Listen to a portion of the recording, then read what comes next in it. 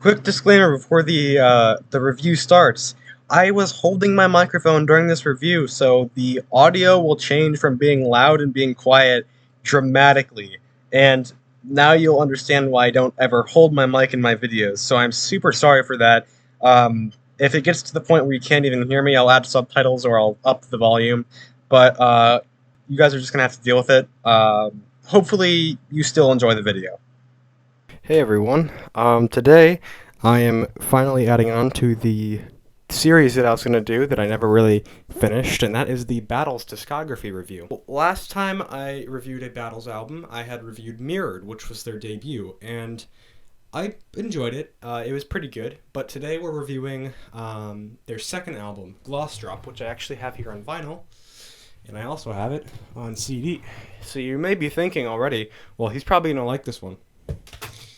And you would be somewhat wrong about that. Now, I know I'm probably going to get a lot of backlash from this review, but I don't really like Gloss Drop. It's probably their weakest project in my opinion, and there's not a lot of tracks on here that are good. So I'm going to get right on into the review. The first track, Africastle, it's a pretty cool opener. I enjoy it, but it does get repetitive after a while, which you will see throughout this entire album.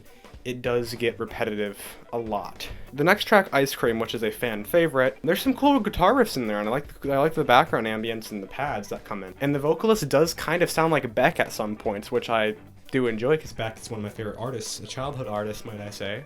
And all in all, the track is pretty dope. It's a pretty cool track, but I wouldn't really say it's the best track on the album like a lot of people do.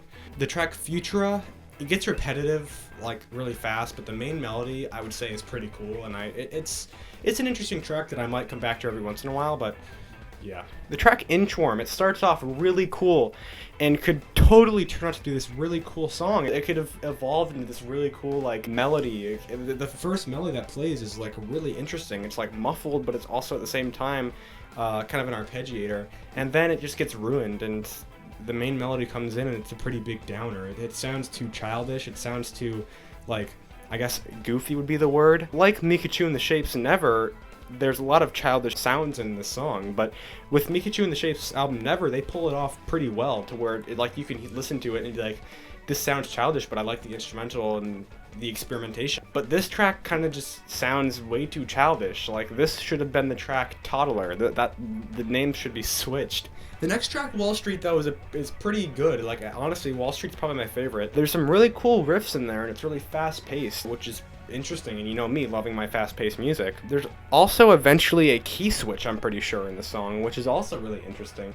After that, you have My Machines featuring Gary Newman, which is most likely my favorite track off the album, as it was how I found out about Battles in the very first place. The instrumental is really exciting, and the instrumental is also really energetic. It has a really more rock feel to it. It feels more like an actual rock song than a math rock song like Battles usually goes for. Gary Newman's vocals add a lot to that. Vocal delivery on this track is just pretty amazing, and honestly, it's like, it makes the song good. The next track, Dominican Fade, it's short and it's also repetitive. And the main melody is not really my thing. I didn't really enjoy it that much. The next track, Sweetie and Shag, has a pretty cool instrumental and the vocals are really cool. It's probably another one of my favorites, but it does sound a lot like the other tracks, which you can hear in this album. There is a lot of tracks that sound very, very similar. The next track, Toddler, repetitive and sounds childish, so the name Toddler is pretty fitting for this track.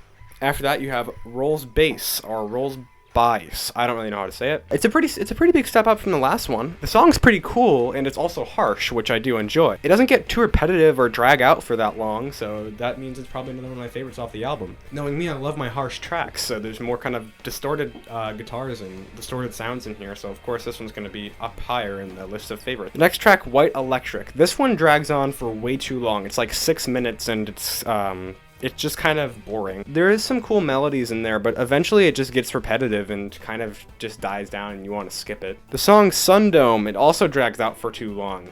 So as you can see, my rating for this album isn't going to be pretty positive. But the vocalist is pretty cool. Some parts are cool and interesting, but in total it's just another repetitive song that just goes on for way too long. This one's like 7 minutes or something. And I guess the vocalist in here is pretty good. It adds a little bit to the track, but in total, it's just kind of repetitive and drags on. The afterthoughts for me, The whole album's really, really repetitive, and a lot of tracks drag on for way too long. And even the tracks that are short feel like they are an eternity long because they just drag out and play the same thing over and over again.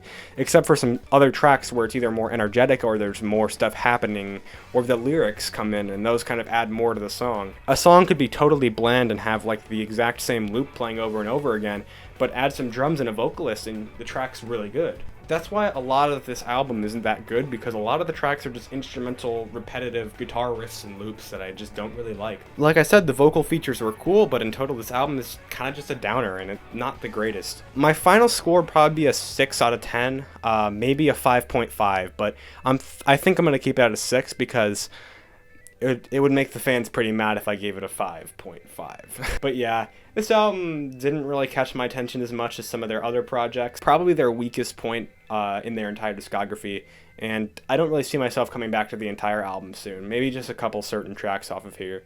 I hope you enjoyed this review. You probably didn't, because most likely a lot of people are pretty big fans of this album, but it's just not really my thing. Anyways, I hope you enjoyed that review, and I will see you guys in the next one. Goodbye.